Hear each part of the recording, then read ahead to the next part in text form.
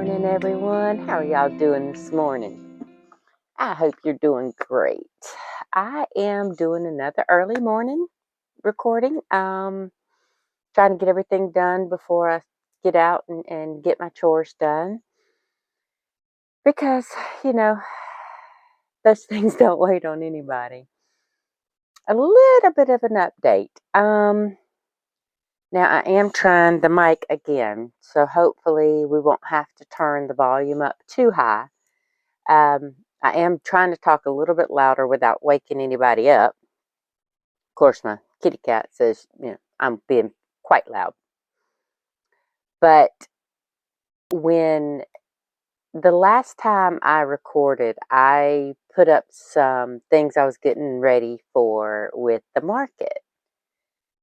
Unfortunately, I don't think I'm going to do that. Now, maybe y'all can, and I would love some feedback on this because I've done craft vendor type markets. Not for my crochet and my knitting and whatnot. I used to make, and it's been a few years, but I used to make handmade jewelry. And I did a few of those. Not a whole lot. I wasn't really super impressed with the way things were, selling. And it could have been the market. It could have been the product. I was doing something that I had enjoyed, and I wanted to try to get rid of a lot of the things that I'd made. I didn't go into it thinking that I would make them to sell them. And I don't do that with my knitting and crochet. It's just my love of doing the craft that lets me pile up a lot of stuff. So anyway, back when I did the jewelry, selling the jewelry at the vendor craft markets, you had to pay your booth rent or your space rent, and that was it. You were responsible for your own taxes with the state, and I do have a retail license back when, I had my own business. Oops, sorry, I didn't mean to kick that. We had our own business a couple times, and so I still have my retail license here in South Carolina because they don't expire. So I'm not worried about that. But this one that I was looking at is a farmer's market. And not only do I have to pay booth rent or space rent, I'm also expected to get a business license from the town or the city. And that's an additional fee. And I'm trying to look into the different farmers markets around to see if that's expected, because I'm not made of money, and it seems like a lot to put on the line if you don't know if this stuff is going to sell or not. Like, we have this big, there's two humongous craft shows every year, and there's over in Georgia, which is, like I said before, when I go to Joann's over there, it's like 40 minutes away. And in my regular town is about 30 minutes away. And both of those have humongous ones. Now, the vendor space in that is $200 and something for the weekend, which it's I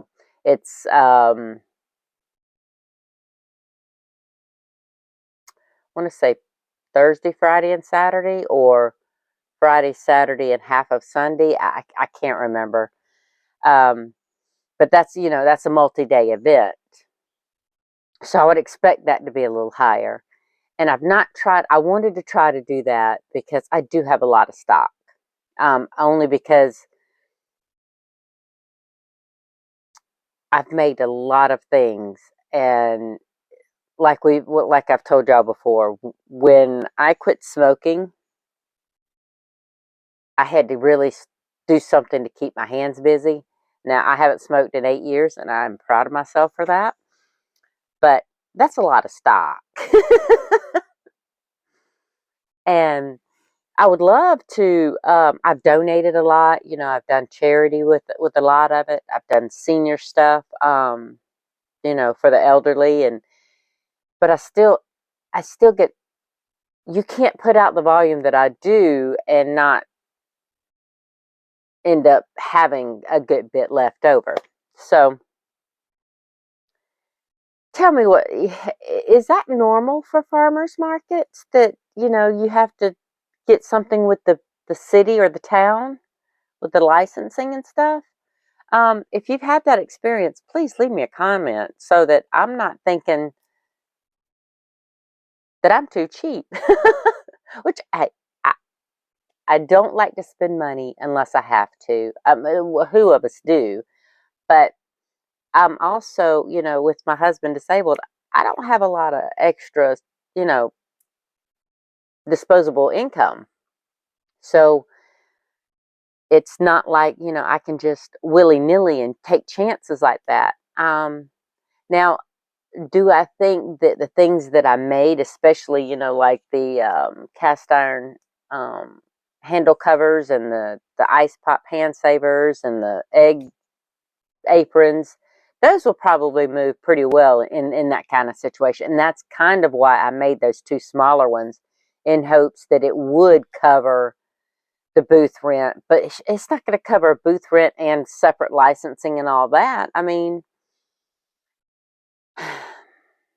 I don't know. I put that on hold right now until I can decide if that's what. Ugh.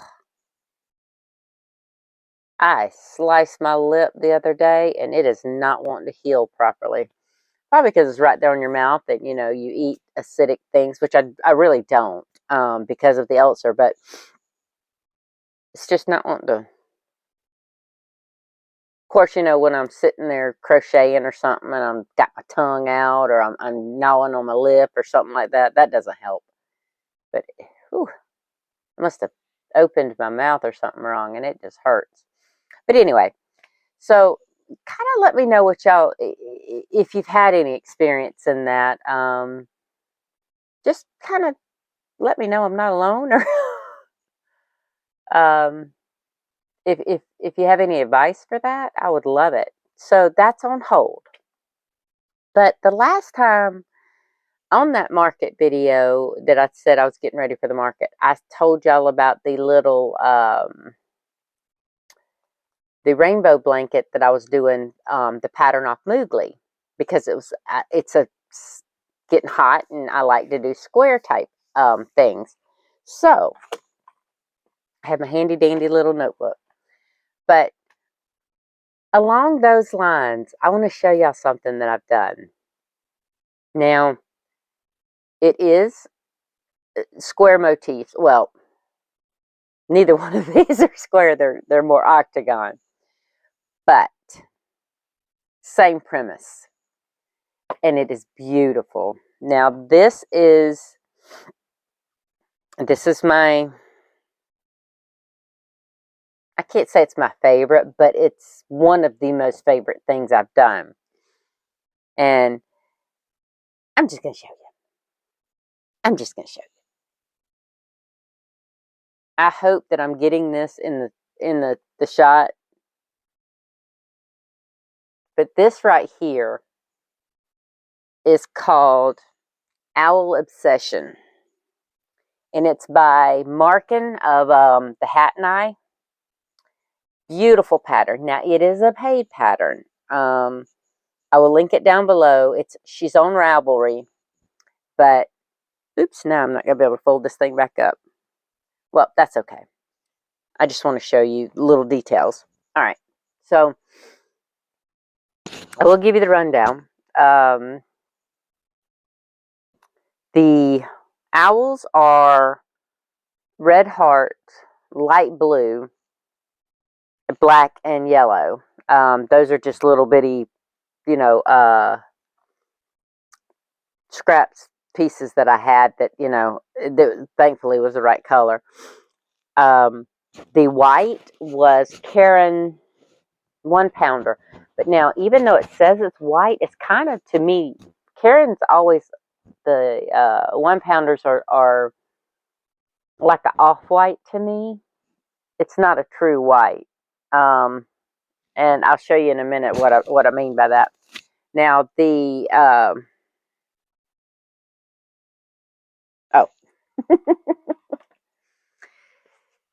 center motif, well, actually, you have several different motifs on this one, and I don't mean to be going all over the place, but the one Mountain Dew I allow myself a day has kicked in.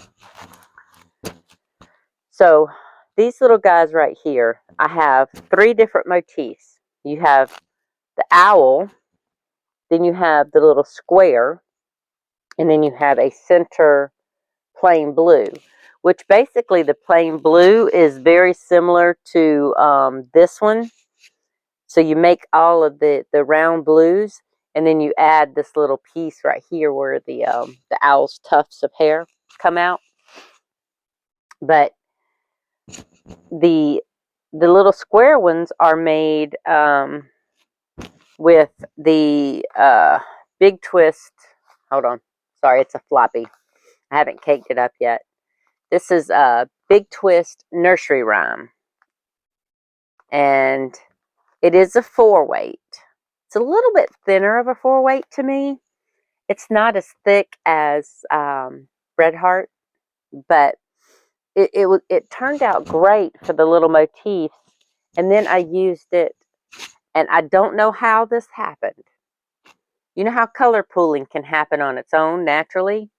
Well, this is 2 rows of half double crochets as a border, and it lined up almost identical and with the previous row. That's not me managing the color at all. That's just, that happened naturally. But I really enjoyed this blanket. And it's a well written pattern. Now, I will say, she did an airy, lacy type. And I know some parents are very funny about not having holey blankets. I didn't make this with any particular person in mind. I seen the pattern. I wanted to make it, so I got it and I made it. But I kind of, oops, sorry. I hope that wasn't too loud. I didn't mean to hit my microphone. But anyway, these little patterns right here, I mean, these little pieces right here, this goes back to my original, back when I had to make my own stuff because I couldn't read patterns at the very beginning of my crochet journey years and years ago. I just started making a solid piece to where I could fill it in, because I didn't want to use her part of the pattern, and that's fine. There's nothing wrong with her part. I just didn't want to do that lacy open weave for that particular motif. But I figured I would bring this on and show y'all because I had a ball with this. Now, that brings in my next one. And y'all know I love Mikey at the Crochet Crowd. I love that man to death. He's a ball. I always enjoy him, whether it's, see, he used to have a Facebook page, but, there's too many negative Nancys out there and people that want to ruin things and bring their negativity to something that they need not do. So the Facebook group, unfortunately, is no more. But I always love seeing his personality come out. Now, when he's doing his tutorials, he's very professional. And he still has, you still get little flares of his personality. But,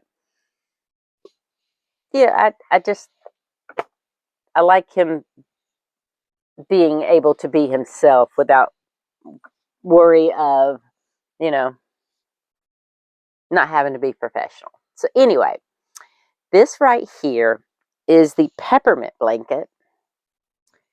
And this is by Yarnspirations. And it is so big, I'm not going to be able to really hold it up. But you get the gist of it. Isn't it so pretty? And it's so squishy. Oh, I love how squishy it is. This blanket was a ball because you're just doing circles. I mean, it's so easy. And when you're doing it, again, it's a prime summertime. I mean, you can do it. Sorry, hit that thing again. See, I've done got used to not wearing it. So, and I still have one of my little notes on here.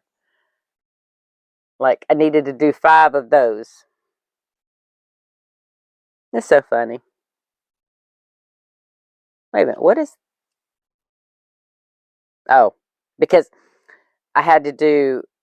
I didn't have all of my motifs made, so I put down my little note to myself that I needed 5 more, and I guess I just stuck it on that corner.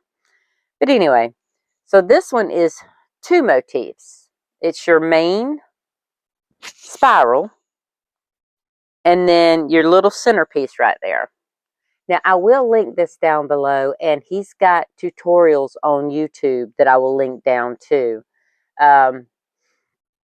And he makes it super simple. You know, it's really a fun pattern. And once you do 1 or 2 motifs, it's just pretty much, you know, muscle memory at that point. It's a good kind of thing to just crash out in front of the TV at night after a hard day, or you know, you just wanting some outside time. Because the thing that I like about these are, even in the South, I can go outside with my little square type things and sit up under the tree and just enjoy it without sweating to death. I mean, you're going to sweat because it's outside in the South with the humidity going nuts. But these are nice to be able to... I'm not going to be able to fold that back up properly right now, so I'm going to just lay it over here, over my arm. Now, that one right there, that was Red Heart. It called for Red Heart Soft, but I am a girl who uses my stash because we've already established, you know, I have a decent sized stash. It's not one of those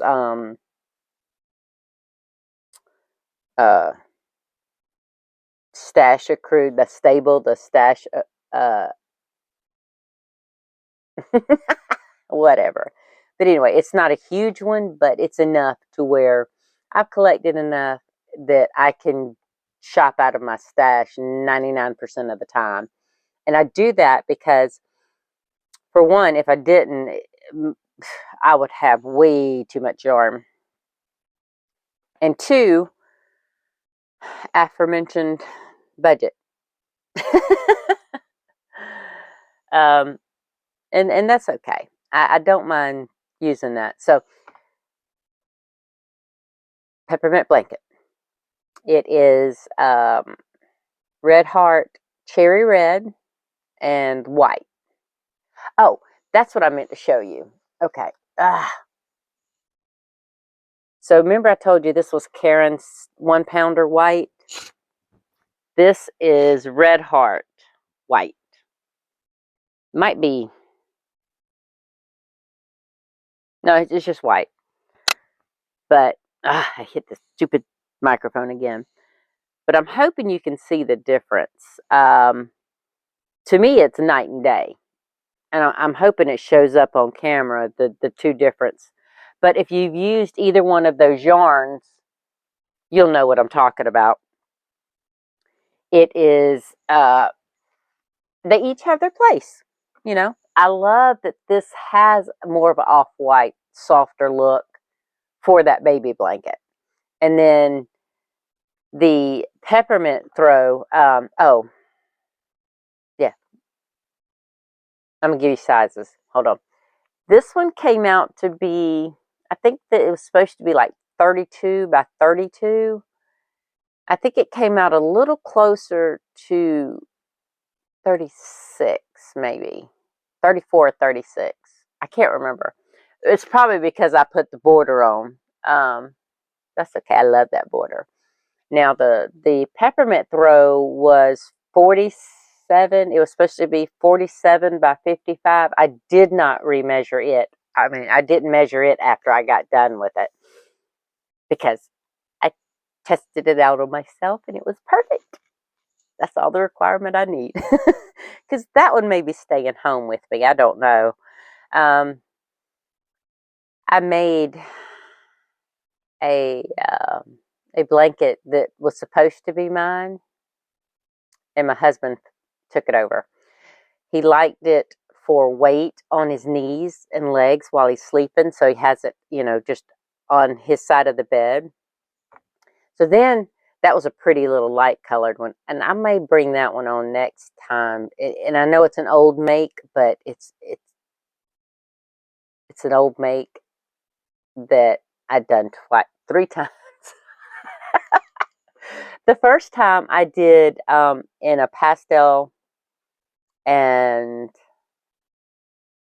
think it was Red Heart retro stripes and white. Beautiful spring, and that's the one that was going to be mine. Well, then that was the light version. So then I wanted a dark version, and I did. I'm getting sidetracked, but I will quickly tell you this.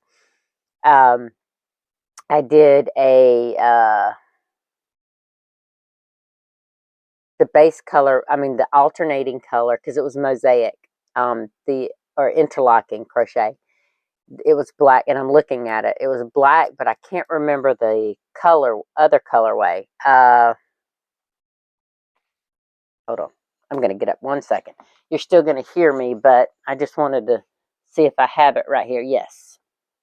All right. So,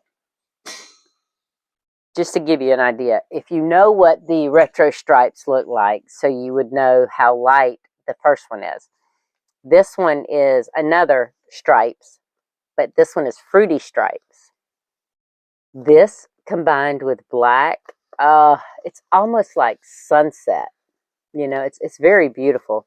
So I'll bring those on next time and show y'all how I did that. Well, I took Lisa Conley. I took her pattern because she had a beautiful entire throw of different, designs.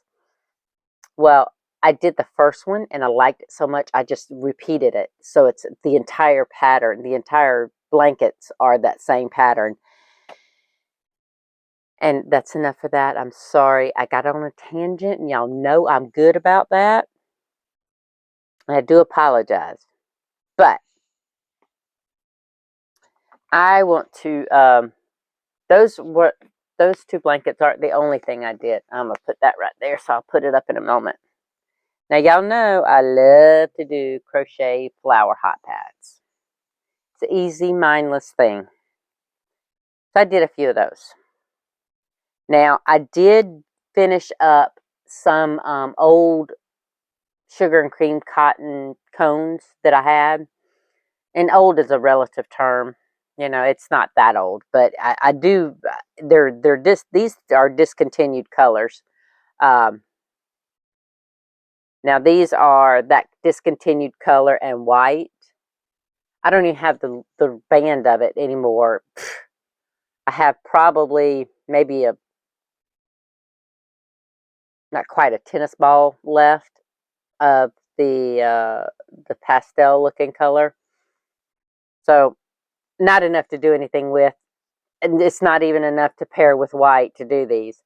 Now, I know I have been doing the black version with these because of the dirty pot bottom syndrome. But these you could always put on your table, just as a decorative thing, or I don't know. I felt like doing something light and colorful, and I didn't really I didn't think about it. So either A, these will get used and get filthy, or they won't get used and they'll stay pretty. I don't know. I'll probably end up keeping these for myself because I do like how light and colorful they are. But again, I alternated the way I did the color, the color laying on the different, between the white and the multicolor.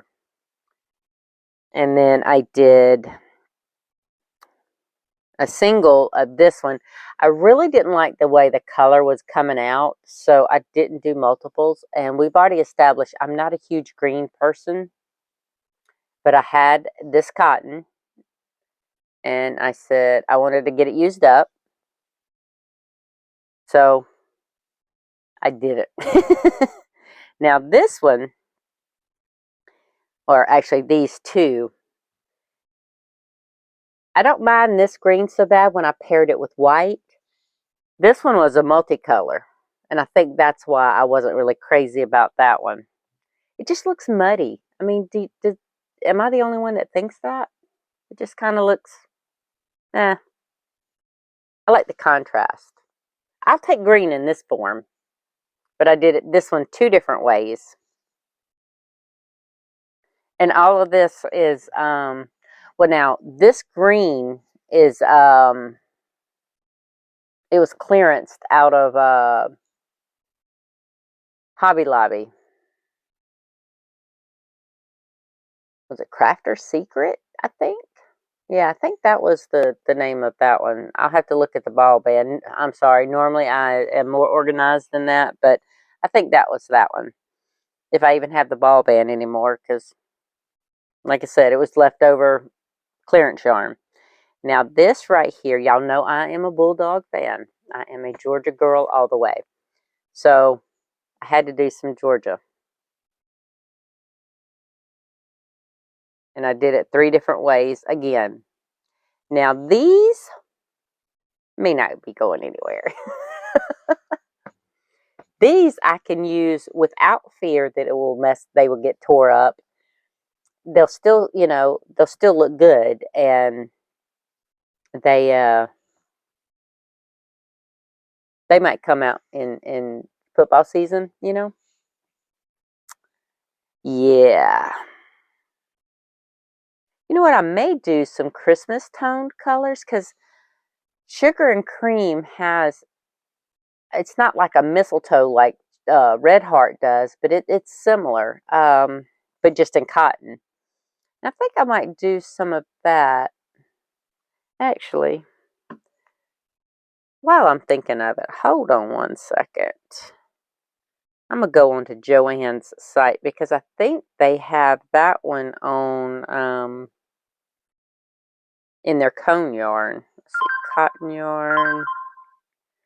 Golly, you can't open these things without notifications popping up left and right. All right, cone, Lily, Sugar and Cream. Actually, I was dead on and didn't realize it. It is mistletoe.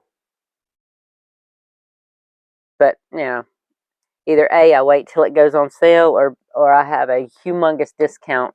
I don't pay $15.99 for a cone. That is insane. Usually I try to get them about like $9 and some change.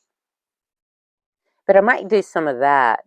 Now, I have made little, not doilies, but, tabletop covers in Christmas theme. And, whenever I put out my Christmas decorations, I always bring those out. But it would be cool to have some little hot pads for the Christmas decoration thing.